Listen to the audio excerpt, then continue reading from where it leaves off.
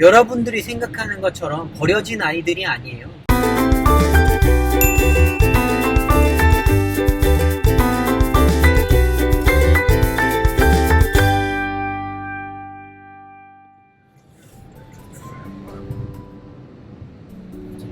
네, 안녕하세요 여러분. 하람직한 생활의 김하람이라고 합니다. 저희는 입양가족이에요. 지금 하람직한 생활을 하는 이유도 원래는 좀 제가 정말 멋지게 편집도 해서 재밌게 영상을 만들어서 좀 우리 채널이 인기가 있어지면 입양에 대해서 인기가 있어진 다음에 얘기하고 싶었는데, 저는 그렇게 재밌게 편집을 한다거나 뭐 재미있는 컨텐츠가 있다거나 하는 사람이 아니더라고요. 일단 유튜브를 하다 보니까 뭐 따로 커피 채널을 하고 있긴 한데, 그래서 일단 지금 구독자가 정말 200명 된 것에 대해서 너무나 감사드리면서 정말 감사드립니다. 그러면서 네, 정말 별거 아닐 수 있지만 저한테는 한 분 한 분이 너무나 소중하거든요. 저희 200명도 됐고 해서 저희가 어떻게 이 채널을 하게 됐는지, 그리고 어떻게 입양을 하게 됐는지 잠깐 간단하게 저희 채널과 저의 정체성에 대해서 잠깐 소개를 할까 합니다. 저희 아내하고 저하고 낳은 자녀가 둘이 있어요. 바울이하고 다니, 이렇게 두 명이 있는데 요셉이 한 명을 더 입양을 했습니다. 지금 저희는 넷째 입양을 하려고 인천에 있는 홀트 아동복지대에 가서 벌써 이제 저희가 다 준비한 서류는 제출했고요. 부모 상담을 받고 왔습니다. 면담이라고 해야 될까요? 면접이라고 해야 될까요? 면담이죠. 면담. 네, 우리가 부모가 돼도 되는지에 대해서 당연히 나중에 판사가 결정을 하겠지만 그 전에 홀트에서 앞으로 계속 진행하는 데 있어서 우리를 먼저 면담을 하는 과정이 있거든요. 그래서 지금까지 저희는 그 홀트에서 준비하라고 한 뭐 원천징수 영수증이며 뭐 보험관리 뭐 이렇게 소득에 관련한 거 하고, 그리고 양육에 관한 뭐 양육 계획서, 그리고 우리가 왜 입양을 하고 싶은지에 대한 에세이, 이렇게 그거 외에도 여러 가지들의 서류들이 있는데 그걸 다 준비를 했고요. 건강검진도 했고, 약물 중독 검사도 했고, 알코올 중독 검사까지 모든 걸 다 했거든요.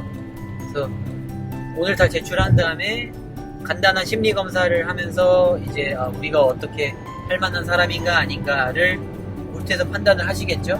저희가 이제 입양을 할 건데, 입양을 하기 전에 저희는 먼저 바로 저의 호적으로 넘어올 수 있는 게 아니라 저희가 먼저 위탁을 하거든요. 아이가 먼저 부모님을 만나야 되는데 법적 절차가 더 오래 걸리다 보니까 저희가 먼저 위탁 부모가 돼서 그 아이를 우리 집에 데리고 오고, 법적 절차가 끝날 때까지 저희는 위탁 부모로서의 역할을 하게 되는데, 어쨌건 오늘 서류 다 제출했고요.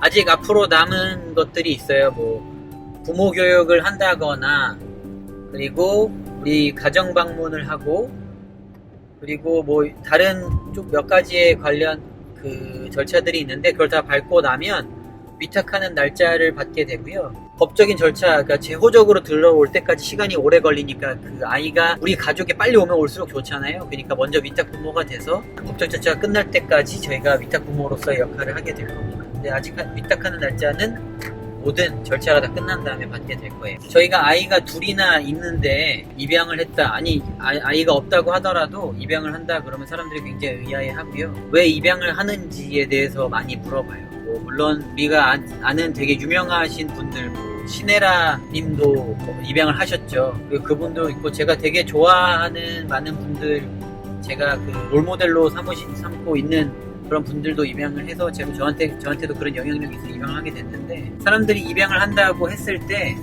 굉장히 좀 거부감이 있다거나 좀 이렇게 왜 하는지에 대해서 물어보는 이유가 대부분 입양에 대한 부정적인 이미지가 강하기 때문이거든요. 입양을 했다라고 하면 뭔가 버려진 아이, 불쌍함라고 생각하는 이미지가 더 크기 때문에 입양에 대해서 사람들이 많이 꺼려하고, 입양을 한다고 했을 때도 의아해하는 게 많은 것 같아요. 제 생각에는 뭐 통계를 낸다고는 한 건 아닌데, 제가 만났던 사람들은 적어도 입양에 대해서 부정적인 생각, 그리고 입양한 아이에 대해서 불쌍하다는 생각을 굉장히 많이 하고 있는 것 같아요. 그렇지 않다는 것을 설명을 드리고 싶어요. 먼저 입양되는 아이들은 불쌍한 아이들이 아니에요. 특히 이 홀트 기관에 대해서, 홀트에서 제가 입양을 지금 2번째 하고 있는데, 홀트에서 입양 절차를 설명을 대충 드리면, 먼저 미혼모, 그리고 뭐 어쨌건 결혼은 안 했지만 결혼을 했더라도 경제적으로나 육체적으로나 여러 가지 요인에 의해서 아이를 못 키우는 사람들이 있겠죠. 임신을 했다고 하더라도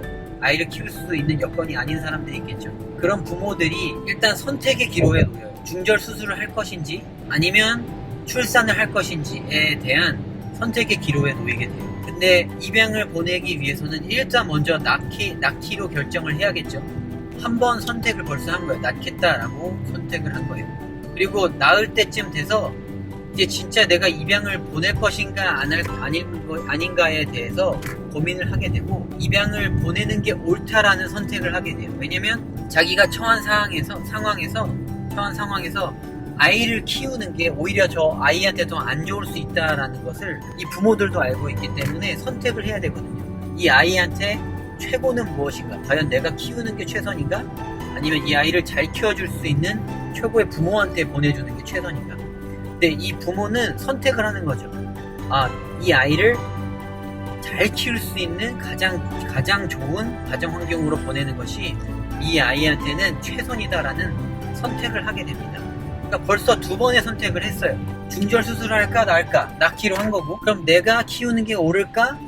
아니면 나보다 더 잘 키울 사람이 키우는 게 옳을까 해서 더 잘 키울 사람한테 보내기로 벌써 선택을 한 거예요. 그리고 우리는 이 아이를 출산하면은 우리한테 선택권이 없잖아요. 생기면 낳아야 되지만 우리가 입양할 때는 이 아이를 선택하게 됩니다. 물론 마트에 가서 물건 고르듯이 여러 아이가 있는데 난 너를 고르겠어 이렇게 되는 게 아니에요. 입양도 막 홀트에서 자 마트처럼 이렇게 아기 쭉 펼쳐놓고 자 여기서 고르세요. 그게 그런 절차가 아니거든. 거기에서 상담하시는 분과 복지사님들이 굉장히 많은 고민을 하고 우리와 많은 상담을 하고 이 가정과 진짜 어울리겠다라고 하는 아이를 한 명 보여주고요.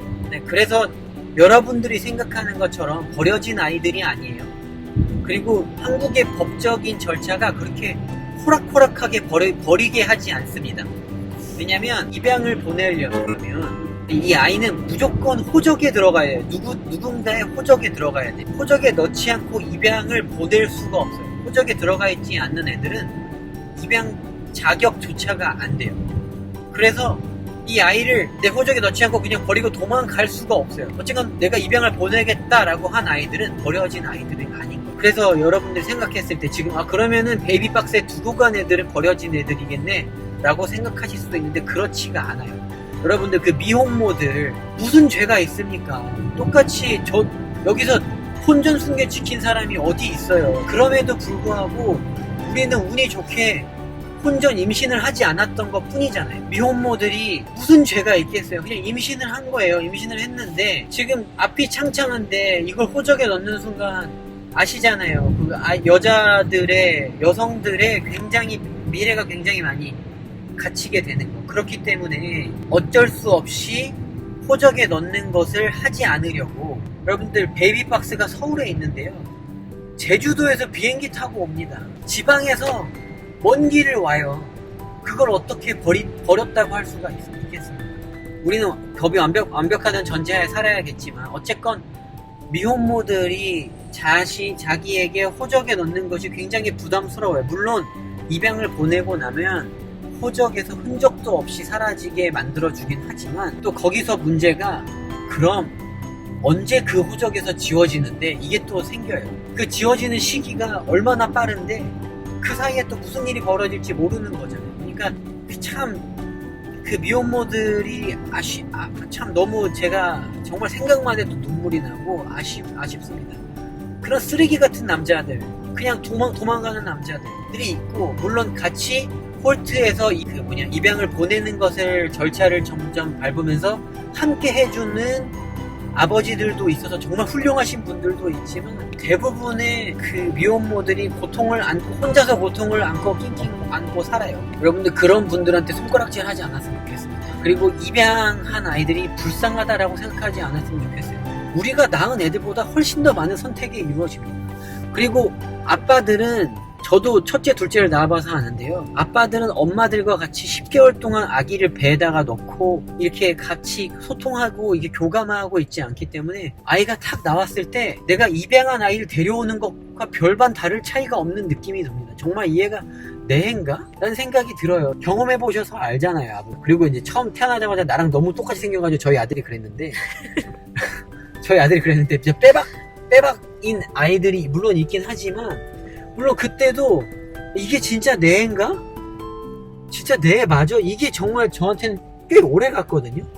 입양도 마찬가지예요. 다르지 않습니다. 그래서 입양을 보실 때, 입양에 대해서 바라보실 때 불쌍한 아이, 슬픈 거라고 생각하시지 마시고 입양 진짜 좋은 거, 정말 선택 많이 받은 귀한 아이, 얼마나 기쁜 일입니까? 이 아이에게 이 아이의 세상이 완전히 변했는데 홀트에 가면은 이런 슬로건이 있어요. 입양은 세상을 바꿀 순 없지만 한 아이의 세상을 바꿀 수 있다라는 말이 입양하는 저로서 말씀드리는데, 입양한 아이들의 세상만 바뀌지 않아요. 저의 세상도 바뀌고요. 세상을 보는 퍼스펙티브가 완전히 변해요.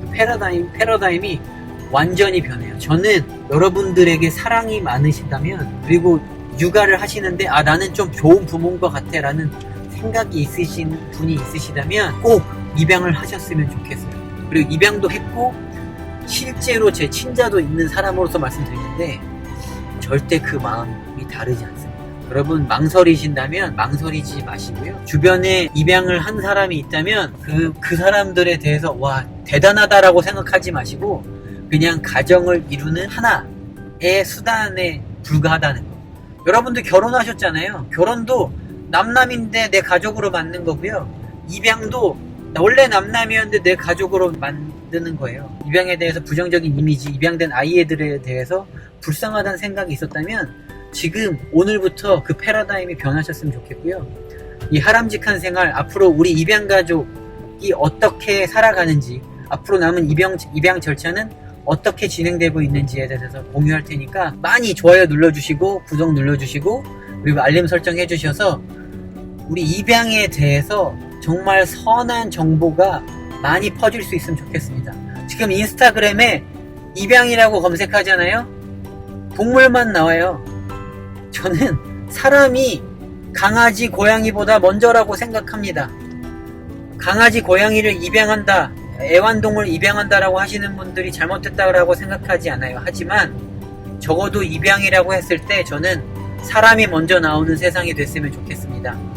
네, 앞으로도 잘 지켜봐 주시고요. 우리 가족 많이 응원해 주시고, 네, 대한민국의 모든 부모님들 화이팅입니다. 여태까지 시청해 주셔서 감사합니다.